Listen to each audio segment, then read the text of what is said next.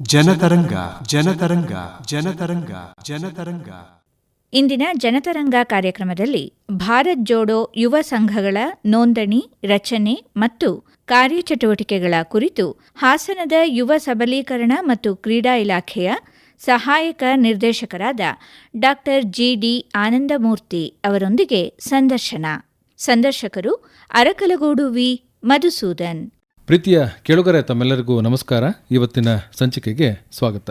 ಇವತ್ತಿನ ಕಾರ್ಯಕ್ರಮದಲ್ಲಿ ಭಾರತ್ ಜೋಡೋ ಯುವ ಸಂಘ ಈ ವಿಷಯಕ್ಕೆ ಸಂಬಂಧಪಟ್ಟ ಹಾಗೆ ಮಾತನಾಡ್ತಾ ಇದ್ದೇವೆ. ಕರ್ನಾಟಕ ರಾಜ್ಯ ಸರ್ಕಾರ ಯುವಜನ ಸಬಲೀಕರಣ ಮತ್ತು ಕ್ರೀಡಾ ಇಲಾಖೆಯ ಮೂಲಕ ಭಾರತ್ ಜೋಡೋ ಯುವ ಸಂಘಗಳನ್ನು ರಚನೆಯನ್ನು ಮಾಡ್ತಾ ಇದೆ. ನಮ್ಮ ಯುವಕರ ಸಮಗ್ರ ಅಭಿವೃದ್ಧಿಗಾಗಿ, ಅವರ ವ್ಯಕ್ತಿತ್ವ ವಿಕಸನಕ್ಕಾಗಿ ಏನೆಲ್ಲ ಕಾರ್ಯಕ್ರಮಗಳು ಹಾಗೂ ಚಟುವಟಿಕೆಗಳು ಬೇಕೋ ಅವುಗಳನ್ನು ನಡೆಸುವ ನಿಟ್ಟಿನಲ್ಲಿ ಈ ಭಾರತ್ ಜೋಡೋ ಯುವ ಸಂಘ ಅನ್ನುವಂಥದ್ದು ಕೆಲಸವನ್ನು ಮಾಡ್ತಾ ಹೋಗುತ್ತೆ. ಈ ಭಾರತ್ ಜೋಡೋ ಯುವ ಸಂಘಕ್ಕೆ ಸಂಬಂಧಪಟ್ಟ ಹಾಗೆ ಇತ್ತೀಚೆಗೆ ಈ ಯುವ ಸಂಘಗಳ ರಚನೆ ಆಗ್ತಾ ಇದೆ. ಆ ಸಂಘಗಳಿಗೆ ನಮ್ಮ ಯುವಕರು ಸೇರಲಿ ಅನ್ನುವಂತಹ ಮಹತ್ವಾಕಾಂಕ್ಷೆಯಿಂದ ಅವ್ರಿಗೂ ಕೂಡ ನೋಂದಣಿಯ ಅವಕಾಶವನ್ನು ಮಾಡಿಕೊಡಲಾಗಿದೆ. ಭಾರತ್ ಜೋಡೋ ಯುವ ಸಂಘ ಅಂತ ಅಂದರೆ ಏನು, ಹೇಗೆ ಇದರ ಪ್ರಾರಂಭವನ್ನು ಮಾಡ್ತಕ್ಕಂಥದ್ದು, ಇದು ಏನೆಲ್ಲ ಚಟುವಟಿಕೆಗಳನ್ನು ಮಾಡುತ್ತೆ, ಈ ಸಂಘದ ಸದಸ್ಯರಾಗುವ ಮೂಲಕ ನಮ್ಮ ಯುವಜನರು ಏನೆಲ್ಲ ಅನುಕೂಲಗಳನ್ನು ಮಾಡಿಕೊಳ್ಳಬಹುದು ಅನ್ನುವಂತಹ ವಿಚಾರಗಳನ್ನು ಇವತ್ತಿನ ಕಾರ್ಯಕ್ರಮದಲ್ಲಿ ನಾವು ತಿಳಿದುಕೊಳ್ಳೋಣ. ಹೆಚ್ಚಿನ ಮಾಹಿತಿಯನ್ನು ಮಾಡಿಕೊಡ್ತಾ ಇದ್ದಾರೆ ಹಾಸನದ ಯುವ ಸಬಲೀಕರಣ ಮತ್ತು ಕ್ರೀಡಾ ಇಲಾಖೆಯ ಸಹಾಯಕ ನಿರ್ದೇಶಕರಾದ ಡಾ. ಜಿ.ಡಿ. ಆನಂದಮೂರ್ತಿ ಅವರು. ಸರ್, ತಮಗೆ ನಮಸ್ಕಾರ, ಕಾರ್ಯಕ್ರಮಕ್ಕೆ ಸ್ವಾಗತ. ನಮಸ್ಕಾರ ಸರ್. ಏನು ಸರ್ ಈ ಒಂದು ಭಾರತ್ ಜೋಡೋ ಯುವ ಸಂಘ ಅನ್ನುವಂಥದ್ದು ಏನು? ಒಂದೇನಂತಂದ್ರೆ, ಕರ್ನಾಟಕ ಸರ್ಕಾರದ ಒಂದು ಮಹತ್ವಾಕಾಂಕ್ಷೆಯ ಯೋಜನೆ ಆದಂತಹ ಭಾರತ್ ಜೋಡೋ ಯುವ ಸಂಘಗಳ ಯೋಜನೆ ಏನಿದೆ, ಇದು ಮುಖ್ಯವಾಗಿ ಕರ್ನಾಟಕದ ಪ್ರತಿಯೊಂದು ಗ್ರಾಮ ಪಂಚಾಯಿತಿ ಮಟ್ಟದಲ್ಲೂ, ನಗರ ವಾರ್ಡ್ಗಳಲ್ಲೂ ವ್ಯವಸ್ಥಿತವಾದಂಥ ಒಂದು ಯುವ ಚಳವಳಿಯನ್ನು ಸ್ಥಾಪಿಸುವಂಥ ಒಂದು ಹಿನ್ನೆಲೆಯಲ್ಲಿ ಯುವಜನರನ್ನು ಸಬಲೀಕರಣಗೊಳಿಸುವ ನಿಟ್ಟಿನಲ್ಲಿ ಸಮುದಾಯದ ಅಭಿವೃದ್ಧಿಯ ಜೊತೆಗೆ ಸಾಮಾಜಿಕ ಸಾಮರಸ್ಯವನ್ನು ಮೂಡಿಸುವಂಥ ನಿಟ್ಟಿನಲ್ಲಿ ಈ ಒಂದು ಯುವಕ ಸಂಘಗಳನ್ನು ಸ್ಥಾಪನೆ ಮಾಡುವಂಥ ಒಂದು ಉದ್ದೇಶವನ್ನು ಕರ್ನಾಟಕ ಸರ್ಕಾರ ಇಟ್ಕೊಂಡಿದೆ ಸರ್.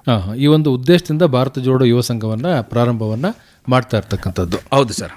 ಈಗ ಭಾರತ್ ಜೋಡೋ ಯುವ ಸಂಘಕ್ಕೆ ಸಂಬಂಧಪಟ್ಟ ಹಾಗೆ ಪ್ರಸ್ತುತ ಏನೆಲ್ಲ ಚಟುವಟಿಕೆಗಳು ನಡೀತಾ ಇದ್ದಾವೆ, ಈ ಒಂದು ಭಾರತ್ ಜೋಡೋ ಯುವ ಸಂಘಕ್ಕೆ ನಮ್ಮ ಯುವಕರು ಸದಸ್ಯರಾಗುವಂಥದ್ದು ಹೇಗೆ, ಅದಕ್ಕೆ ಇಲಾಖೆಯ ಮೂಲಕ ಏನೆಲ್ಲ ಅವಕಾಶಗಳನ್ನು ಮಾಡಿಕೊಟ್ಟಿದ್ದೀರಾ, ಅದ್ರ ಬಗ್ಗೆ ತಿಳಿಸ್ಕೊಡಿ ಸರ್. ಈಗ ನಮ್ಮಲ್ಲಿ ಏನು ಈ ಭಾರತ್ ಜೋಡೋ ಯುವಕ ಸಂಘಗಳನ್ನು ಸ್ಥಾಪನೆ ಮಾಡೋದಕ್ಕೆ ಸಂಬಂಧಪಟ್ಟಂತೆ PJYS ಒಂದು ಆ್ಯಪ್ ಅನ್ನ ಏನು ಸರ್ಕಾರದ ವತಿಯಿಂದ ರಿಜಿಸ್ಟ್ರೇಷನ್ಗೆ ಸಂಬಂಧಪಟ್ಟಂಗೆ ಬಿಡುಗಡೆ ಮಾಡಿದೆ. ಈ ಮೂಲಕ ಪ್ರತಿಯೊಂದು ಗ್ರಾಮೀಣ ಮಟ್ಟದಲ್ಲೂ ಕೂಡ ಗ್ರಾಮ ಪಂಚಾಯಿತಿಗಳಲ್ಲಿ, ಹಾಗೆಯೇ ಸ್ಥಳೀಯ ನಗರ ಸಂಸ್ಥೆಗಳಲ್ಲಿ ಆ ಒಂದು ಗ್ರಾಮವನ್ನಾಗಿರ್ಬೋದು, ಕರ್ನಾಟಕವನ್ನಾಗಿರ್ಬೋದು, ಭಾರತವನ್ನಾಗಿರ್ಬೋದು, ಈ ರೀತಿಯಾದಂಥ ಒಂದು ಕಂಪ್ಯೂಟರ್ ಸೆಂಟರ್ಗಳಲ್ಲಿ ನೋಂದಾವಣಿ ಮಾಡ್ಕೊಳ್ಳೋದಕ್ಕೆ ಸಂಪೂರ್ಣವಾದಂಥ ಒಂದು ಅವಕಾಶ ಇದೆ. ಈ ಒಂದು ನೋಂದಾವಣಿಗೆ ಬೇಕಾಗಿರ್ತಕ್ಕಂಥ ಒಂದು ದಾಖಲಾತಿ ಏನಂತಂದರೆ, ಕೇವಲ ಅಲ್ಲಿ ಸ್ಥಳೀಯವಾದಂಥ ಒಂದು ಆಧಾರ್ ಕಾರ್ಡ್ ಹೊಂದಿರಬೇಕಾಗಿರುತ್ತೆ. ಅವರು 16 ವರ್ಷದಿಂದ 35 ವರ್ಷದ ವಯಸ್ಸಿನ ಒಳಗಿರೋರು ಈ ಒಂದು ಭಾರತ್ ಜೋಡೋ ಯುವಕ ಸಂಘಕ್ಕೆ ರಿಜಿಸ್ಟ್ರೇಷನ್ ಆಗ್ಬೋದು. ನಂತರದಲ್ಲಿ ಇದು ರಿಜಿಸ್ಟ್ರೇಷನ್ ಆಗಬೇಕಾದ್ರೆ 10 ರೂಪಾಯಿಗಳನ್ನು ಮಾತ್ರ ಈ ನೋಂದಣಿ ಶುಲ್ಕವಾಗಿ ನೀಡೋದಕ್ಕೆ ಅವಕಾಶ ದೊರಕಿಸ್ಕೊಡ್ಲಾಗುತ್ತೆ. ಹೀಗೆ ಪ್ರತಿಯೊಂದು ವಾರ್ಡ್ ಆಗಿರ್ಬೋದು ಅಥವಾ ಪ್ರತಿಯೊಂದು ಗ್ರಾಮ ಪಂಚಾಯಿತಿಯಲ್ಲಾಗಿರ್ಬೋದು, ಪ್ರತಿ 100 ಸದಸ್ಯರನ್ನ ರಿಜಿಸ್ಟ್ರೇಷನ್ ಆದ ನಂತರದಲ್ಲಿ ಒಂದು ಸಂಘ ರಚನೆ ಆಯಿತು ಅಂತ ಅಂದರೆ ಕನಿಷ್ಠ 100 ಸದಸ್ಯರಿಗೆ ಒಂದು ಸಂಘ ಅಂತ ಇದೆ. ಗರಿಷ್ಠ ಎಷ್ಟಾದ್ರೂ ಕೂಡ ಆ ಒಂದು ವಾರ್ಡ್ ಅಥವಾ ಗ್ರಾಮ ಪಂಚಾಯಿತಿಗಳ ಮಟ್ಟದಲ್ಲಿ ಆಗೋದಕ್ಕೆ ಅವಕಾಶ ಇದೆ ಸರ್. ಹಾಗೆಯೇ ಈ ಒಂದು ಸಂಘ 100 ಸದಸ್ಯರುಗಳನ್ನ ನೋಂದಣಿ ಆದ ನಂತರದಲ್ಲಿ ಅಧ್ಯಕ್ಷರ ಆಯ್ಕೆ ಪ್ರಕ್ರಿಯೆ ನಡೆಯುತ್ತೆ ಸರ್. ಅಧ್ಯಕ್ಷರ ಆಯ್ಕೆ ಜೊತೆಗೆ ಉಪಾಧ್ಯಕ್ಷರ ಆಯ್ಕೆ ಪ್ರಕ್ರಿಯೆನೂ ನಡೆಯುತ್ತೆ.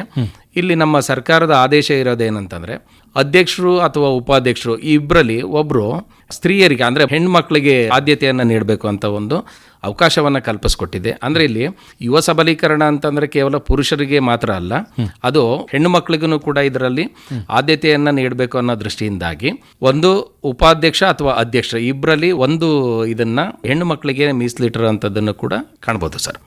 ತಾವು ಹೇಳಿದ್ರಿ, ಒಂದು ಆ್ಯಪ್ ಇದೆ, ಆ್ಯಪನ್ನು ಡೌನ್ಲೋಡ್ ಮಾಡಿಕೊಳ್ಳುವ ಮೂಲಕ ಅಲ್ಲಿ ನೋಂದಣಿಯನ್ನು ಮಾಡಿಕೊಳ್ಬಹುದು. ಆ ಮೂಲಕ ಭಾರತ್ ಜೋಡೋ ಯುವ ಸಂಘವನ್ನು ಸೇರಬಹುದು ಅನ್ನುವಂಥದ್ದನ್ನು ಹೇಳಿದ್ರಿ.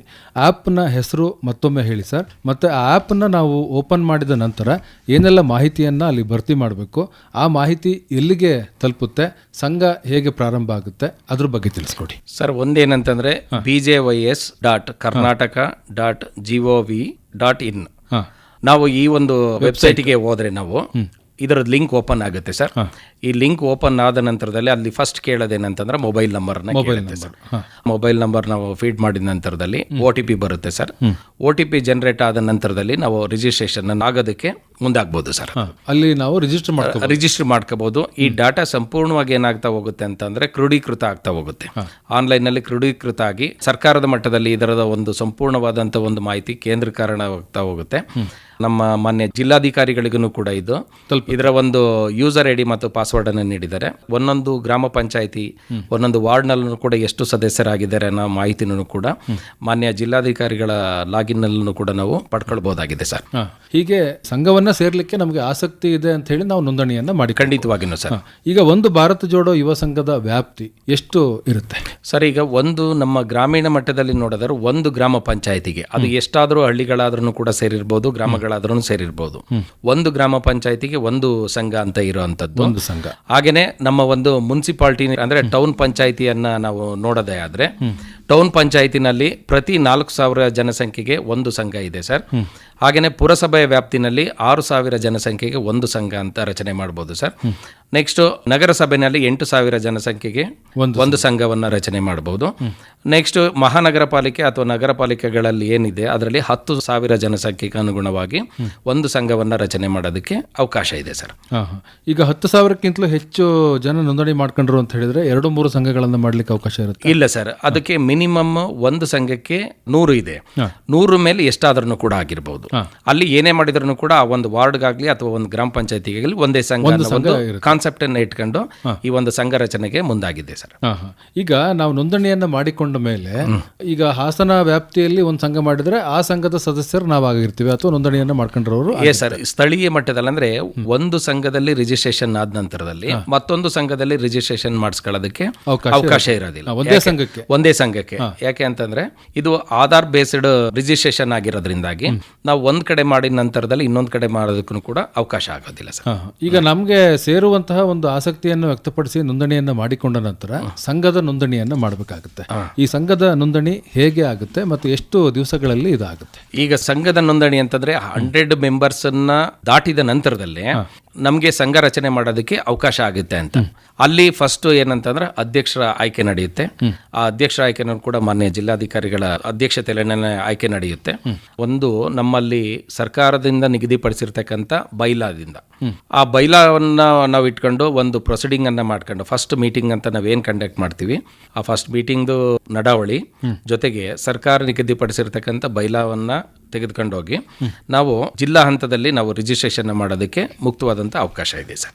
ಜಿಲ್ಲಾ ಹಂತದಲ್ಲಿ ಅದನ್ನ ನೋಂದಣಿಯನ್ನು ಅಧಿಕಾರಿಗಳ ಕಚೇರಿನಲ್ಲಿ ನೋಂದಣಿ ಮಾಡೋದಕ್ಕೆ ಅವಕಾಶ ಇದೆ ಸರ್. ನೋಂದಣಿ ಆದ ನಂತರ ಸಂಘ ಅಸ್ತಿತ್ವಕ್ಕೆ ಬಂದ ನಂತರ ಈ ಸಂಘ ಏನೆಲ್ಲ ಚಟುವಟಿಕೆಗಳನ್ನ ಮಾಡುತ್ತೆ, ಇದು ನಮ್ಮ ಯುವಜನರ ವ್ಯಕ್ತಿತ್ವ ವಿಕಾಸನಕ್ಕೆ ಅವರ ಬದುಕಿಗೆ ಹೇಗೆ ನೆರವಾಗುತ್ತೆ? ಸರಿ, ಈ ಒಂದು ಭಾರತ್ ಜೋಡೋ ಯುವ ಸಂಘದ ಒಂದು ರಚನೆ ಆದ ನಂತರದಲ್ಲಿ ಮೊದಲೇ ಹೇಳಿದೆ ಸರ್, ಏನಂತಂದ್ರೆ ಇದೊಂದು ಸರ್ಕಾರದ ಮಹತ್ವಾಕಾಂಕ್ಷೆ ಯೋಜನೆ ಅಂತ. ಅಂದ್ರೆ ಇಲ್ಲಿ ಗ್ರಾಮೀಣ ಭಾಗದಲ್ಲಿರ್ತಕ್ಕಂಥ ಯುವಕ ಯುವತಿಯರಾಗಿರ್ಬೋದು ಅಥವಾ ಪಟ್ಟಣ ಪ್ರದೇಶದಲ್ಲಿರ್ತಕ್ಕಂಥ ಯುವಕ ಯುವತಿಯರಾಗಿರ್ಬೋದು, ಅಂದ್ರೆ 16 ವರ್ಷದಿಂದ 35 ವರ್ಷದ ಒಳಗಿನ ಒಂದು ಜನಸಂಖ್ಯೆ ಏನಿದೆ ಇವರಿಗೆ ಹೆಚ್ಚಿನ ರೀತಿಯಾದಂಥ ಒಂದು ಆದ್ಯತೆ ನೀಡುವಂಥ ದೃಷ್ಟಿಯಿಂದಾಗಿ ಇದರಲ್ಲಿ ಮೂಲ ಚಟುವಟಿಕೆಗಳನ್ನು ಕೂಡ ಕೆಲವೊಂದನ್ನು ಆಯ್ಕೆ ಮಾಡ್ಕೊಂಡಿದ್ದಾರೆ. ಮೊದಲನೇದಾಗಿ ನಾವು ಹೇಳಬೇಕು ಅಂದರೆ ಕ್ರೀಡೆ ಮತ್ತು ಫಿಟ್ನೆಸ್ ವಿಚಾರದಲ್ಲಿ. ಯಾಕೆಂದರೆ ಇವತ್ತು ನಾವು ಯಾವುದೇ ಒಂದು ಕ್ಷೇತ್ರವನ್ನು ತೆಗೆದುಕೊಂಡು ಹೋಗಬೇಕು ಅಂದ್ರೂ ಕೂಡ ಫಸ್ಟ್ ಬೇಕಾಗಿರೋಂಥದ್ದು ಫಿಟ್ನೆಸ್ಸು. ಅಂದರೆ ನಮ್ಮ ಆರೋಗ್ಯವನ್ನು, ನಮ್ಮ ದೈಹಿಕ ಮತ್ತು ಮಾನಸಿಕ ಸ್ಥಿತಿಯನ್ನು ಕಾಪಾಡೋದಕ್ಕೆ ಫಿಟ್ನೆಸ್ ಯಾವ ರೀತಿ ಬೇಕಾಗ್ತದೆ ಅದನ್ನ ಬಗ್ಗೆ ಅವೇರ್ನೆಸ್ಸನ್ನು ಮೂಡಿಸೋದಕ್ಕೆ ಈ ಒಂದು ಸಂಘ ಮುಖ್ಯ ಚಟುವಟಿಕೆಯಾಗಿ ಇಟ್ಕೊಂಡಿದೆ. ಜೊತೆಗೆ ಕ್ರೀಡೆಯನ್ನು ಕೂಡ, ಅಂದರೆ ನಾವು ದೈಹಿಕವಾಗಿ ಮತ್ತು ಮಾನಸಿಕವಾಗಿ ಸದೃಢರಾಗಬೇಕು ಅಂತಂದರೆ ಕ್ರೀಡೆಯನ್ನು ಕೂಡ ಒಂದು ಪಾರ್ಟ್ ಆಗಿರೋದ್ರಿಂದಾಗಿ ಅದಕ್ಕೂ ಕೂಡ ಕಾನ್ಸಂಟ್ರೇಷನ್ ಮಾಡ್ತದೆ. ಜೊತೆಗೆ ಸಮುದಾಯದ ಅಭಿವೃದ್ಧಿಯನ್ನ, ಅಂದ್ರೆ ಸಮುದಾಯದ ಅಭಿವೃದ್ಧಿ ಅಂತ ಅಂದ್ರೆ ಯಾವ ರೀತಿಯಲ್ಲಿ ಆಗುವಂಥದ್ದು, ಈಗ ನಮ್ಮಲ್ಲಿರ್ತಕ್ಕಂಥ ಕೆಲವೊಂದು ಸಾರ್ವಜನಿಕ ಸ್ಥಳಗಳಾಗಿರ್ಬೋದು, ಕೆರೆ ಕಟ್ಟೆಗಳಾಗಿರ್ಬೋದು, ಅಥವಾ ಕೆಲವೊಂದು ಸ್ವಚ್ಛತಾ ಅಭಿಯಾನವನ್ನ ಹಮ್ಮಿಕೊಳ್ಳುವಂತ ಒಂದು ನಿಟ್ಟಿನಲ್ಲಿ ಆಗಿರ್ಬೋದು, ಈ ರೀತಿಯಾದಂಥ ಸಮುದಾಯದ ಅಭಿವೃದ್ಧಿ ಕಾರ್ಯಗಳನ್ನು ಕೂಡ ತೊಡಗಿಸಿಕೊಳ್ಳುವಂತ ಒಂದು ಚಟುವಟಿಕೆಯನ್ನು ಕೂಡ ಇಟ್ಕೊಂಡಿರುವಂತದ್ದು. ಜೊತೆಗೆ ಅರಣ್ಯ ಮತ್ತು ಪರಿಸರ ಸಂರಕ್ಷಣೆಗೂ ಕೂಡ ಹೆಚ್ಚಿನ ಒತ್ತನ್ನು ನೀಡ್ತಕ್ಕಂಥದ್ದು. ಹಾಗೆಯೇ ಆರೋಗ್ಯ ಮತ್ತು ಯೋಗಕ್ಷೇಮದ ವಿಚಾರದ ಬಗ್ಗೆನೂ ಕೂಡ ಸಾರ್ವಜನಿಕರಲ್ಲಿ ಮನವರಿಕೆ ಮಾಡಿಕೊಡುವಂಥ ನಿಟ್ಟಿನಲ್ಲೂ ಕೂಡ ಇದು ಕಾರ್ಯೋನ್ಮುಖವಾಗತಕ್ಕಂಥದ್ದು. ನೆಕ್ಸ್ಟ್ ಮುಖ್ಯವಾಗಿ ನಮ್ಮ ಸಂಸ್ಕೃತಿ ಮತ್ತು ಸಾಮಾಜಿಕ ಸಾಮರಸ್ಯವನ್ನ ಮೂಡಿಸುವಂತ ನಿಟ್ಟಿನಲ್ಲಿ ನಾವು ಏನೆಲ್ಲ ಕ್ರಮಗಳನ್ನು ವಹಿಸಬೇಕು ಅನ್ನೋದನ್ನು ಕೂಡ ಇದರ ಒಂದು ಮೂಲ ಉದ್ದೇಶ ಮತ್ತು ಚಟುವಟಿಕೆ ಆಗಿರ್ತಕ್ಕಂಥದ್ದು. ಜೊತೆಗೆ ಯುವಕರಲ್ಲಿ ಇರ್ತಕ್ಕಂಥ ಕೆಲವೊಂದು ಕೌಶಲ್ಯತೆಗಳನ್ನ, ಹಾಗೆಯೇ ಆ ಕೌಶಲ್ಯತೆಗಳನ್ನು ಹೊರತೆಗೆಯುವ ಮೂಲಕ ಅಥವಾ ಆ ಕೌಶಲ್ಯತೆಗಳನ್ನ ಜನರಿಗೆ ಒಂದು ತೋರ್ಪಡಿಸುವ ಮೂಲಕ ಯುವ ಸಬಲೀಕರಣವನ್ನ ಯಾವ ರೀತಿಯಲ್ಲಿ ಸಾಧಿಸ್ತಕ್ಕಂಥದ್ದು. ಫಾರ್ ಎಕ್ಸಾಂಪಲ್, ಇವತ್ತಿನ ದಿನದಲ್ಲಿ ಎಲ್ಲವೂ ಕೂಡ ಡಿಜಿಟಲ್ ಯುಗ ಆಗಿರೋದ್ರಿಂದಾಗಿ ಇದಕ್ಕೆ ಬೇಕಾಗಿರ್ತಕ್ಕಂಥ ಕೆಲವೊಂದು ತರಬೇತಿಗಳನ್ನಾಗಿರ್ಬೋದು, ಈ ರೀತಿಯಾದಂಥ ಒಂದು ವಿಚಾರಗಳ ಬಗ್ಗೆ ಮನವರಿಕೆ ಮಾಡಿಕೊಡುವಂಥ ನಿಟ್ಟಿನಲ್ಲಿಯೂ ಭಾರತ್ ಜೋಡೋ ಯುವ ಸಂಘ ಪ್ರಮುಖ ಪಾತ್ರವನ್ನು ವಹಿಸ್ತದೆ ಅನ್ನೋದು ಸರ್ಕಾರದ ಒಂದು ಆದೇಶ ಆಗಿದೆ. ಇನ್ನು ಸಂಘ ನೋಂದಣಿಯಾದ ನಂತರ, ಅದನ್ನು ರಚನೆ ಮಾಡಿದ ನಂತರ ಸರ್ಕಾರವೇ ಅದಕ್ಕೆ ಸಾಕಷ್ಟು ಮೂಲಭೂತ ಸೌಕರ್ಯಗಳನ್ನು ನೀಡುವಂತಹ ಆಲೋಚನೆ ಇದೆ. ಏನೆಲ್ಲ ಮೂಲಭೂತ ಸೌಕರ್ಯಗಳು ಸರ್ಕಾರದ ಕಡೆಯಿಂದ ದೊರಕುತ್ತೆ? ಈಗ ಸರ್, ಫಸ್ಟು ಒಂದು ಸಂಘ ರಚನೆ ಆಯಿತು ಅಂತ ಅಂದರೆ, ಈಗ ನಾವು ಮೊದಲೇ ಅನ್ಕೊಂಡಿದ್ವಿ ಏನಂತಂದ್ರೆ ಗ್ರಾಮ ಪಂಚಾಯತಿ ಮಟ್ಟದಲ್ಲಿ ಒಂದು ಸಂಘ ಅಂತ ಇದು ಮಾಡಿದ್ವಿ, ಸ್ಥಳೀಯ ವಾರ್ಡ್ಗಳಲ್ಲಿ ಸಂಘಗಳನ್ನು ರಚನೆ ಮಾಡ್ತಾ ಹೋಗ್ತೀವೋ.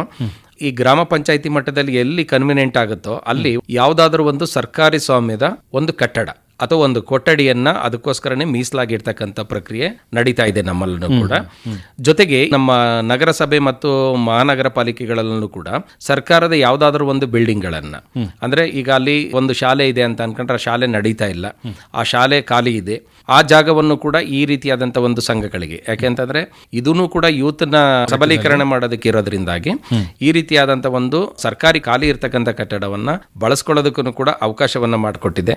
ಅದ್ರ ಜೊತೆಗೆ ಯಾಕೆ ಸರ್ಕಾರಿ ಶಾಲೆಗಳಲ್ಲಿ ಖಾಲಿ ಇರೋ ಕಟ್ಟಡನ ಬಳಸ್ಕೊಳ್ಳೋದಕ್ಕೆ ಇಂಪಾರ್ಟೆನ್ಸ್ ಅನ್ನು ಕೊಟ್ಟಿದೆ ಅಂತಂದ್ರೆ, ಅಲ್ಲಿರ್ತಕ್ಕಂಥ ಒಂದು ಸ್ಥಳೀಯ ಮೈದಾನ ಏನಿದೆ, ಈಗ ನಮ್ಮಲ್ಲಿ ಸಂಘ ರಚನೆ ಆದ ನಂತರದಲ್ಲಿ ಏನೆಲ್ಲ ಕ್ರೀಡಾ ಚಟುವಟಿಕೆಗಳಾಗಿರ್ಬೋದು, ಸಾಂಸ್ಕೃತಿಕ ಚಟುವಟಿಕೆಗಳಾಗಿರ್ಬೋದು, ಇವೆಲ್ಲವನ್ನು ಕೂಡ ಕಂಡುಕೊಳ್ಳೋದಕ್ಕೆ ನಮಗೆ ಮೈದಾನ ಬೇಕಾಗುತ್ತೆ. ಅದು ಶಾಲೆಗ ಒಂದು ಕಾರ್ಯ ಇರತಕ್ಕಂಥ ಒಂದು ಸನ್ನಿವೇಶದಲ್ಲಿ ಯಾವುದೇ ಅಡೆತಡೆಗಳು ಬರದ ಹಾಗೆ ಒಂದು ರಜೆ ದಿನಗಳಲ್ಲಾಗಿರ್ಬೋದು ಅಥವಾ ಶಾಲೆ ಮುಗಿದ ನಂತರದಲ್ಲಿ ಆ ಒಂದು ಮೈದಾನವನ್ನು ಬಳಸ್ಕೊಳ್ಳೋದಕ್ಕೂ ಕೂಡ ಮುಕ್ತವಾದಂಥ ಅವಕಾಶವನ್ನು ಕಲ್ಪಿಸ್ಕೊಟ್ಟಿದೆ ಸರ್.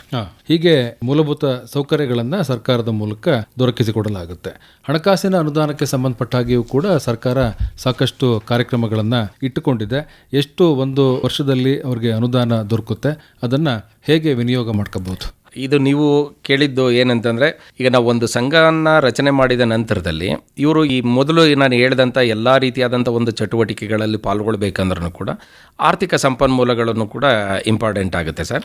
ಈ ಆರ್ಥಿಕ ಸಂಪನ್ಮೂಲವನ್ನು ಸರ್ಕಾರದಿಂದಾಗಿ ಈಗಾಗಲೇ ಮೊದಲೇ ಸನ್ಮಾನ್ಯ ಮುಖ್ಯಮಂತ್ರಿಗಳ ಒಂದು ಆಶಯದಂತೆಲ್ಲೂ ಕೂಡ ಪ್ರತಿಯೊಂದು ಸಂಘ ಏನು ರಚನೆ ಆಗುತ್ತೆ ಆ ಪ್ರತಿಯೊಂದು ಸಂಘಕ್ಕೂ ಕೂಡ 10 ಲಕ್ಷ ರೂಪಾಯಿಗಳನ್ನು ಬಿಡುಗಡೆ ಮಾಡ್ತಾ ಹೋಗ್ತಾರೆ ಸರ್. ಈ 10 ಲಕ್ಷ ರೂಪಾಯಿಗಳನ್ನು ಬಿಡುಗಡೆ ಮಾಡ್ತಕ್ಕಂಥದ್ದನ್ನು ಕೂಡ 3 ಕಂತುಗಳಲ್ಲಿ ಬಿಡುಗಡೆ ಮಾಡ್ತಾ ಹೋಗ್ತಾರೆ. ಮೊದಲನೇ ಕಂತಿನಲ್ಲಿ 2 ಲಕ್ಷ ರೂಪಾಯಿಗಳನ್ನು ಬಿಡುಗಡೆ ಮಾಡ್ತಾ ಹೋಗ್ತಾರೆ.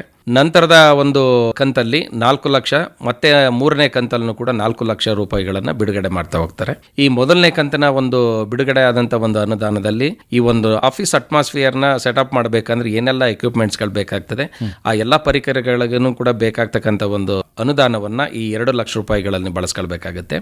ಉಳಿದಂತೆ ಏನು 4 ಲಕ್ಷ 2 ಕಂತುಗಳಲ್ಲಿ ರಿಲೀಸ್ ಆಗ್ತಾ ಹೋಗುತ್ತೋ ಅದು ಸಂಪೂರ್ಣವಾಗಿ ಇಲ್ಲಿ ಏನೆಲ್ಲ ರೀತಿಯಾದಂಥ ಚಟುವಟಿಕೆಗಳನ್ನು ಕೈಗೊಳ್ಳೋದಕ್ಕೆ ಉದ್ದೇಶನ ಇಟ್ಕೊಂಡಿದೆಯಾ ಅದೆಲ್ಲನೂ ಕೂಡ ಟೈಮ್ ಟು ಟೈಮು ಅದನ್ನು ಕಂಡುಕೊಳ್ಳೋದಕ್ಕೂ ಕೂಡ ಕಂಡಕ್ಟ್ ಮಾಡೋದಕ್ಕೂ ಕೂಡ ಈ ಅನುದಾನ ಸಾಧ್ಯ ಆಗುತ್ತೆ ಸರ್.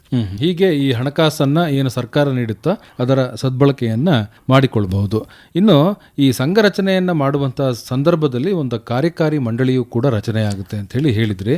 ಈ ಕಾರ್ಯಕಾರಿ ಮಂಡಳಿಯಲ್ಲಿ ಯಾರೆಲ್ಲ ಇರ್ತಾರೆ, ಅವರ ಜವಾಬ್ದಾರಿಗಳು ಏನೇನಿರುತ್ತೆ?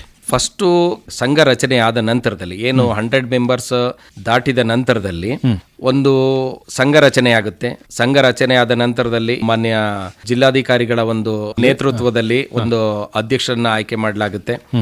ಅಧ್ಯಕ್ಷರನ್ನ ಆಯ್ಕೆ ಮಾಡಿದ ನಂತರದಲ್ಲಿ ಒಂದು 100 ಸದಸ್ಯರು ಅಂತ ಇಟ್ಕೊಂಡ್ರೆ ಅಥವಾ 100ಕ್ಕಿಂತ ಹೆಚ್ಚಿನದಾದ್ರೂ ಕೂಡ ಆಗಿರ್ಬೋದು. ಆ 100 ಸದಸ್ಯರಲ್ಲಿ ಒಬ್ಬರನ್ನ ಅಧ್ಯಕ್ಷರನ್ನಾಗಿ ಆಯ್ಕೆ ಮಾಡ್ಕೊಂಡ ನಂತರದಲ್ಲಿ ಮೊದಲನೇ ಸಭೆಯಲ್ಲೇ ಆಗ್ತಕ್ಕಂಥದ್ದು. ಎರಡನೇ ಸಭೆಯನ್ನ ಕರೆದ ನಂತರದಲ್ಲಿ ಕಾರ್ಯಕಾರಿ ಸಮಿತಿ ಅಂತ ಒಂದು ರಚನೆ ಆಗುತ್ತೆ. ಈ ಕಾರ್ಯಕಾರಿ ಸಮಿತಿನಲ್ಲಿ 14 ಜನ ಬರ್ತಾ ಹೋಗ್ತಾರೆ. ಅಂದ್ರೆ 15 ಜನ ಬರುವಂತದ್ದು, ಅದರಲ್ಲಿ ಒಬ್ರು ಅಧ್ಯಕ್ಷರು ಆಲ್ರೆಡಿ ಆಗಿರ್ತಾರೆ. ಇನ್ನು 14 ಜನ ಕಾರ್ಯಕಾರಿ ಸಮಿತಿನಲ್ಲಿ ಒಬ್ರು ಉಪಾಧ್ಯಕ್ಷರಾಗ್ತಾರೆ, ಒಬ್ರು ಕಾರ್ಯದರ್ಶಿಗಳಾಗ್ತಾರೆ. ಆನಂತರದಲ್ಲಿ ಇನ್ನುಳಿದವರು ಕಾರ್ಯಕಾರಿ ಸಮಿತಿಯ ಸದಸ್ಯರಾಗ್ತಾರೆ. ಅದರಲ್ಲಿ ಮೊದಲೇ ಹೇಳಿದೆ ನಾನು, ಅಧ್ಯಕ್ಷರು ಅಥವಾ ಉಪಾಧ್ಯಕ್ಷರು ಇಬ್ಬರಲ್ಲಿ ಒಬ್ರು ಲೇಡೀಸ್ ಇರ್ತಾರೆ ಅಂತ. ಮತ್ತೆ ಇನ್ನೇನು ಸರ್ಕಾರದ ಒಂದು ಮೀಸಲಾತಿ ಅಂತ ಒಂದು ಏನಿದೆ, ರಿಸರ್ವೇಶನ್ ಇದ್ರದ್ದು ಏನಿದೆ, ಅದನ್ನು ಕೂಡ ಇದಕ್ಕೆ ಸಂಬಂಧಪಟ್ಟಂಗೆ ಆಗ್ತಾ ಹೋಗುತ್ತೆ. ಅದರಲ್ಲಿ 3 ಜನ ಇರಬೇಕಾಗುತ್ತೆ. ಅದರಲ್ಲಿ ಮಹಿಳೆಯರಿಗೆ ಒಬ್ಬರಿಗೆ ಅವಕಾಶ ಇದೆ. OBC ಅಥವಾ ಮೈನಾರಿಟಿ ಇವರು ಇಂದ 4 ಸದಸ್ಯರು ಇರ್ತಾರೆ. ಅದರಲ್ಲೂ ಒಬ್ರು ಮಹಿಳೆಯರು ಇರಬೇಕಾಗುತ್ತೆ. ಹಾಗೇನೆ ಜನರಲ್ ಕ್ಯಾಟಗರಿ ಇದರಲ್ಲಿ 8 ಜನ ಸದಸ್ಯರು ಇರ್ತಾರೆ. ಮತ್ತೆ ಅಗೇನ್ ಅದರಲ್ಲಿ ಮಹಿಳೆಯರು ಇರ್ತಾರೆ. ಅಂದ್ರೆ ಭಾರತ್ ಜೋಡೋ ಯುವಕ ಸಂಘ ಬರೀ ಪುರುಷರಿಗೆ ಮಾತ್ರ ಅಲ್ಲ, ಹೆಣ್ಣು ಮಕ್ಕಳಿಗೆ ಹೆಚ್ಚಿನ ರೀತಿಯಾದಂಥ ಆದ್ಯತೆ ನೀಡುವಂಥ ನಿಟ್ಟಿನಲ್ಲಿ ಕೂಡ ಇದರಲ್ಲ ಕಾರ್ಯಕಾರಿ ಸಮಿತಿನಲ್ಲೂ ಕೂಡ ಅವಕಾಶ ಮಾಡಿಕೊಟ್ಟಿದೆ ಸರ್. ಹೀಗೆ ಈ ಸಂಘ ರಚನೆಯಾದ ನಂತರ ಏನು ಕಾರ್ಯಕಾರಿ ಸಮಿತಿ ಇರುತ್ತೋ ಈ ಕಾರ್ಯಕಾರಿ ಸಮಿತಿಯನ್ನು ರಚನೆಯನ್ನು ಮಾಡಿಕೊಂಡು ಅದು ಕಾರ್ಯಚಟುವಟಿಕೆಯನ್ನು ಮಾಡಬೇಕಾಗುತ್ತೆ. ಈ ಕಾರ್ಯಕಾರಿ ಸಮಿತಿಯ ಸದಸ್ಯರ ಒಂದು ಕರ್ತವ್ಯಗಳೇನಿರುತ್ತೆ ಸರ್? ಈಗ 100 ಜನ ಸದಸ್ಯರನ್ನು ಕೂಡ ಒಂದೇ ಟೈಮ್ನಲ್ಲಿ ಇವರು ಎಲ್ಲವೂ ಕೂಡ ಗ್ಯಾದರ್ ಆಗೋದಕ್ಕಾಗೋದಿಲ್ಲ. ಆ ಟೈಮ್ನಲ್ಲಿ ಸಂಘದ ಮೂಲ ಉದ್ದೇಶ ಕಾರ್ಯಕ್ರಮದ ಒಂದು ರೂಪುರೇಷೆಯನ್ನ ರೂಪಿಸಬೇಕಾದ್ರೆ ಇವರು ಬೇಗನೆ ಅಸೆಂಬಲ್ ಆಗೋದಕ್ಕೆ, ಅಂದ್ರೆ ಈ ಕಡಿಮೆ ಜನನ ಏನಾಗ್ತಾ ಹೋಗ್ತಾರೆ, ಇವರು ಸಂಘಟಿತರಾಗಿ ಒಂದು ರೂಪುರೇಷೆಗಳನ್ನ ರೂಪುಗೊಳಿಸೋದಕ್ಕೆ, ಇವರು ಮೀಟಿಂಗ್ಗಳನ್ನ ಆಗಿಂದಾಗಿ ಸೇರೋದಕ್ಕೆ ಈ ಕಾರ್ಯಕಾರಿ ಸಮಿತಿ ಮುಂದಾಗತಕ್ಕಂಥದ್ದು ಸರ್. ಆ ತರದ ಸಭೆಗಳನ್ನ ಮಾಡ್ತಕ್ಕಂಥದ್ದು ಮತ್ತೆ ತಮ್ಮ ಬೈಲದಲ್ಲಿ ಏನಿರುತ್ತೋ ಅದನ್ನು ಅನುಷ್ಠಾನ ಮಾಡುವ ಒಂದು ಜವಾಬ್ದಾರಿ ಅವ್ರದ್ದಿರುತ್ತೆ. ಅದನ್ನ ಅವರು ಮಾಡ್ತಾ ಹೋಗ್ತಾರೆ. ಈ ಭಾರತ್ ಜೋಡೋ ಯುವ ಸಂಘಕ್ಕೆ ಇದುವರೆಗೆ ನಮ್ಮ ಹಾಸನ ಜಿಲ್ಲೆಯಲ್ಲಿ ಪ್ರತಿಕ್ರಿಯೆ ಹೇಗಿದೆ ಸರ್? ಎಷ್ಟು ಜನ ನೋಂದಣಿಯನ್ನ ಮಾಡಿಕೊಂಡಿದ್ದಾರೆ ಇದುವರೆಗೆ? ಇದುವರೆಗೂ ಕೂಡ ನಮ್ಮಲ್ಲಿ ಒಂದು 10-12 ದಿನದಿಂದ ಏನು ನೋಂದಣಿ ಕಾರ್ಯ ನಡೀತಾ ಇದೆ, ಇದರಲ್ಲಿ ಒಂದು ಒಳ್ಳೆ ಉತ್ತಮವಾದಂಥ ಒಂದು ಪ್ರತಿಕ್ರಿಯೆ ದೊರಕ್ತಾ ಇದೆ. ಅದರಲ್ಲೂ ಕೂಡ ನಮ್ಮ ULBs ಅಂದ್ರೆ ಏನು ನಗರ ಸ್ಥಳೀಯ ಸಂಸ್ಥೆಗಳು ಏನಿದ್ದಾವೆ ಇದರಲ್ಲಿ ಉತ್ತಮವಾದಂಥ ಒಂದು ಪ್ರತಿಕ್ರಿಯೆ ಇದೆ. ಆಸ್ ಆನ್ ಡೇಟ್ ಇವತ್ತಿನವರೆಗೆ 80% ಪ್ರಗತಿಯನ್ನು ಸಾಧಿಸಿದೀವಿ ಸರ್. ಅಂದ್ರೆ ನಮ್ಮಲ್ಲಿ 800 ಜನ ಸದಸ್ಯರಾಗಬೇಕಾಗಿರೋಂಥದ್ದು ಈಗ ಆಲ್ರೆಡಿ ನಮ್ಮಲ್ಲಿ 6495 ಮೆಂಬರ್ಶಿಪ್ ಅನ್ನ ಪಡ್ಕೊಂಡಿದ್ದಾರೆ. ಹಾಗೇನೆ ನಮ್ಮ ಗ್ರಾಮೀಣ ಭಾಗದಲ್ಲಿ ಅಂದ್ರೆ 261 ಗ್ರಾಮ ಪಂಚಾಯತಿಗಳು ಏನಿದಾವೆ, ಈ 261 ಗ್ರಾಮ ಪಂಚಾಯತಿಗಳಲ್ಲಿ 26,100 ಮೆಂಬರ್ಶಿಪ್ ಆಗಬೇಕಾಗಿರುತ್ತೆ. ಅದರಲ್ಲಿ ನಮ್ಮಲ್ಲಿ 12,480 ಆಸ್ ಆನ್ ಟೈಮ್ಗೆ ರಿಜಿಸ್ಟ್ರೇಷನ್ ಆಗಿರುತ್ತೆ. ಇದರಲ್ಲಿ ಉತ್ತಮವಾದಂಥ ಒಂದು ಪ್ರತಿಕ್ರಿಯೆ ಅಂತಂದ್ರೆ ಚಿಕ್ಕ ತಾಲೂಕು ಆದ್ರೂ ಕೂಡ ಆಲೂರು ತಾಲೂಕು 100% ಆಲ್ರೆಡಿ ಅಚೀವ್ ಮಾಡಿದೆ ಸರ್. ಎಷ್ಟು ನೋಂದಣಿ ಆಗಬೇಕಿತ್ತು ಅದೇನು 1,500 ಟಾರ್ಗೆಟ್ ಇತ್ತು, 1,580 ಆಲ್ರೆಡಿ ಟಾರ್ಗೆಟ್ ರೀಚ್ ಮಾಡಿದ್ದಾರೆ ಸರ್. ಇದೊಂದು ಉತ್ತಮವಾದಂಥ ಒಂದು ಪ್ರತಿಕ್ರಿಯೆ ಅಂತಲೂ ಕೂಡ ಹೇಳಬೇಕಾಗತ್ತೆ. ಉಳಿದಂತೆ ಏನು ಪ್ರೋಗ್ರೆಸ್ ಆಗಬೇಕು ಅದಕ್ಕೆ ಸಂಬಂಧಪಟ್ಟಂಗೆ ಮಾನ್ಯ ಜಿಲ್ಲಾಧಿಕಾರಿಗಳು, ಮಾನ್ಯ ಮುಖ್ಯ ಕಾರ್ಯನಿರ್ವಾಹಕ ಅಧಿಕಾರಿಗಳು ಒಂದು ದಿನದಲ್ಲಿ 2 ಬಾರಿ ಗೂಗಲ್ ಮೀಟ್ ಅನ್ನು ತೆಗೆದುಕೊಳ್ಳೋದ್ರ ಮೂಲಕ ಈ ಪ್ರೋಗ್ರೆಸ್ ಅನ್ನ ರಿವ್ಯೂ ಮಾಡ್ತಾ ಇದ್ದಾರೆ. ಜೊತೆಗೆ ಅದ್ರಿಗೆ ಎಲ್ಲಿ ಪ್ರೋಗ್ರೆಸ್ ಕಡಿಮೆ ಆಗ್ತಿದೆ ಅಲ್ಲಿಗೆ ಆ ಸಂಬಂಧಪಟ್ಟಂತ PDOs ಗಳಿಗೆ ಸಂಪೂರ್ಣವಾದಂತ ಒಂದು ಇನ್ಸ್ಟ್ರಕ್ಷನ್ ಕೊಡೋ ಮೂಲಕ ಪ್ರಗತಿ ಹೆಚ್ಚಿನ ರೀತಿಯಲ್ಲಿ ವೇಗವನ್ನು ಪಡ್ಕೊಳ್ಳೋದಕ್ಕೆ ಸಹಕಾರಿಯಾಗ್ತಿದೆ ಸರ್. ಇನ್ನು ಈಗಲೂ ಕೂಡ ಆಸಕ್ತರು ನೋಂದಣಿಯನ್ನು ಮಾಡಿಕೊಳ್ಬಹುದಲ್ಲ? ಖಂಡಿತವಾಗೂ ಸರ್, ಖಂಡಿತವಾಗೂ ಮಾಡ್ಕೊಳ್ಳೋದಕ್ಕೆ ಇನ್ನೂ ಅದರದ್ದು ಯಾವುದೇ ರೀತಿಯಿಂದಲೂ ಕೂಡ ಟೈಮ್ ಲೈನ್ ಅನ್ನೋದು ಏನು ನಿಗದಿಪಡಿಸಿಲ್ಲ ಸರ್. ಇದು ನಮಗೆ ಫಸ್ಟ್ ಟಾರ್ಗೆಟ್ ಏನಂತಂದ್ರೆ 100 ಮೆಂಬರ್ಸ್ ಆಗಬೇಕು. 100 ಮೆಂಬರ್ಸ್ ಆದ ನಂತರದಲ್ಲಿ ಮುಂದೊಂದಿನ ಸಂಘ ರಚನೆಗಳೆಲ್ಲ ಪ್ರೋಗ್ರೆಸ್ ಎಲ್ಲಾನು ಕೂಡ ಮುಗಿದ್ಮೇಲೆ ಸರ್ಕಾರ ಅದಕ್ಕೆ ಗಡುವನ್ನ ಕೊಟ್ಟ ನಂತರದಲ್ಲಿ ಸ್ಟಾಪ್ ಆಗ್ಬೋದು ಸರ್. ಅಲ್ಲಿ ತನಕ ಕೂಡ ನಿರಂತರವಾಗಿ ನಡೀತಾನೆ ಇದೆ ಸರ್, ನಡೀತಾ ಇರುತ್ತೆ. ತಾವು ಯುವಜನ ಸಬಲೀಕರಣ ಮತ್ತು ಕ್ರೀಡಾ ಇಲಾಖೆಯ ಸಹಾಯಕ ನಿರ್ದೇಶಕರಾಗಿ ನಮ್ಮ ಹಾಸನ ಜಿಲ್ಲೆಯ ಯುವ ಜನರಿಗೆ ಏನ್ ಹೇಳಲಿಕ್ಕೆ ಇಷ್ಟಪಡ್ತಾರೆ ಭಾರತ್ ಜೋಡೋ ಯುವ ಸಂಘಕ್ಕೆ ಸಂಬಂಧಪಟ್ಟ ಹಾಗೆ? ಏನಂತಂದ್ರೆ ಸರ್, ನಮ್ಮಲ್ಲಿ ಸರ್ಕಾರದ ಮಹತ್ವಾಕಾಂಕ್ಷಿ ಯೋಜನೆ ಇದೆ. ಈ ಒಂದು ಸಂಘ ಸಂಸ್ಥೆಗಳಲ್ಲಿ ನಾವು ಯಾವಾಗ ನೋಂದಣಿ ಮಾಡ್ಕೊಳ್ತಾ ಹೋಗ್ತೀವೋ, ಈ ನೋಂದಣಿ ಕಾರ್ಯ ಆದ ನಂತರದಲ್ಲಿ ನಾವು ಸದಸ್ಯರಾಗ್ತಾ ಹೋಗ್ತೀವಿ. ಆ ನಂತರದಲ್ಲಿ ಈ ಒಂದು ಸಂಘ ಏನೆಲ್ಲಾ ರೀತಿಯಾದಂತಹ ಚಟುವಟಿಕೆಗಳಲ್ಲಿ ನಡೆಸ್ತಾ ಹೋಗುತ್ತೋ ಅದ್ರೆಲ್ಲಲ್ಲೂ ಕೂಡ ಪಾಲ್ಗೊಳ್ತಾ ಹೋಗ್ಬೋದು. ಆ ಮೂಲಕ ಫಸ್ಟ್ ಏನಂತಂದ್ರೆ ನಾಯಕತ್ವದ ಗುಣವನ್ನ ಬೆಳೆಸ್ಕೊಳ್ಳುವಂತ ಒಂದು ನಿಟ್ಟಿನಲ್ಲಿ ಇದೊಂದು ವೇದಿಕೆ ಅಂತಲೂ ಕೂಡ ಹೇಳ್ಬೇಕಾಗತ್ತೆ ಸರ್. ಈ ಒಂದು ವೇದಿಕೆ ಸಾಮಾನ್ಯವಾಗಿ ಅಂತಂದ್ರೆ ಲೀಡರ್ಶಿಪ್ ಅಂತಂದ್ರೆ ಯಾವುದೇ ಒಂದು ಸಮಸ್ಯೆಗಳನ್ನ ನಿಭಾಯಿಸುವಂತ ನಿಟ್ಟಿನಲ್ಲಿಯೂ ಕೂಡ ನಾಯಕತ್ವದ ಒಂದು ಗುಣವನ್ನ ಬೆಳೆಸ್ಕೊಂಡಿದ್ದೇ ಆದಲ್ಲಿ ಸಮಾಜಕ್ಕೆ ಒಂದು ಉತ್ತಮವಾದಂತ ಒಂದು ಕೊಡುಗೆಯನ್ನು ನೀಡೋದಕ್ಕೆ ಸಾಧ್ಯ ಆಗ್ತದೆ. ಹಾಗಾಗಿ ಈ ಒಂದು ಗ್ರಾಮೀಣ ಮಟ್ಟದಲ್ಲಿ ಅಥವಾ ನಗರ ಪ್ರದೇಶಗಳ ಮಟ್ಟದಲ್ಲೂ ಕೂಡ 16 ವರ್ಷದಿಂದ 35 ವರ್ಷದೊಳಗಿನ ಏನು ಜನಸಂಖ್ಯೆ ಇದೆಯೋ ಇವರು ಹೆಚ್ಚಿನ ರೀತಿಯಾದಂಥ ಒಂದು ನೋಂದಣಿನೇ ಮಾಡ್ಕೊಂಡು ಸಂಘದಲ್ಲಿ ಪಾರ್ಟಿಸಿಪೇಷನ್ ಮಾಡಿದ್ದೆ ಆದಲ್ಲಿ ಮುಂದೊಂದಿನ ಉತ್ತಮವಾದಂಥ ಒಂದು ನಾಯಕತ್ವದ ಗುಣವನ್ನು ಹಾಗೆಯೇ ಸಾಮರಸ್ಯದ ಜೀವನವನ್ನು ನಡೆಸೋದಕ್ಕೆ ಅನುಕೂಲ ಆಗ್ತದೆ ಅನ್ನೋದು ನನ್ನ ಒಂದು ಆಶಯ ಸರ್.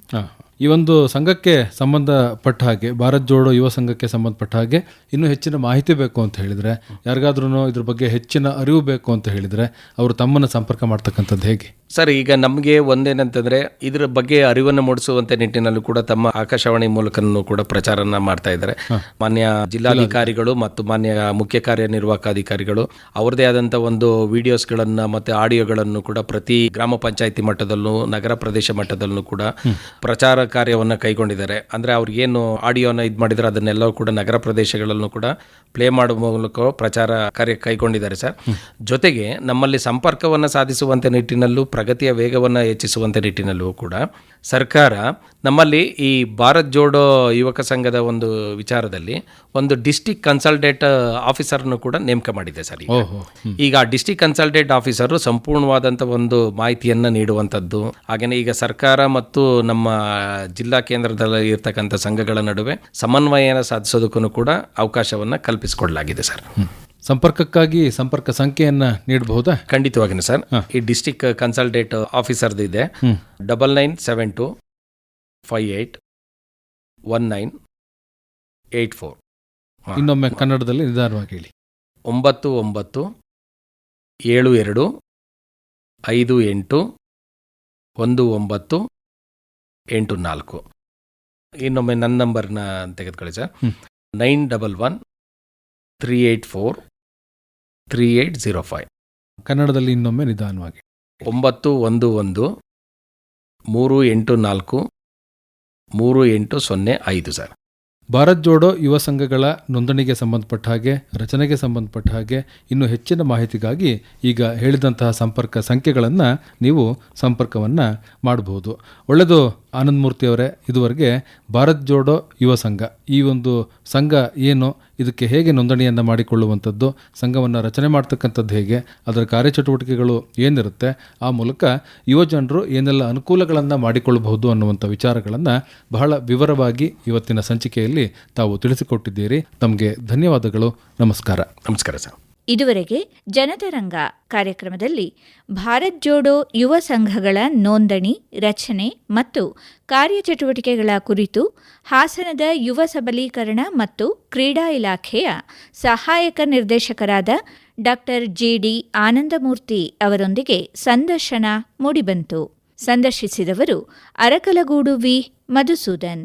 ಜನತರಂಗ ಜನತರಂಗ ಜನತರಂಗ ಜನತರಂಗ ಇದುವರೆಗೆ ಪ್ರಸಾರವಾಯಿತು.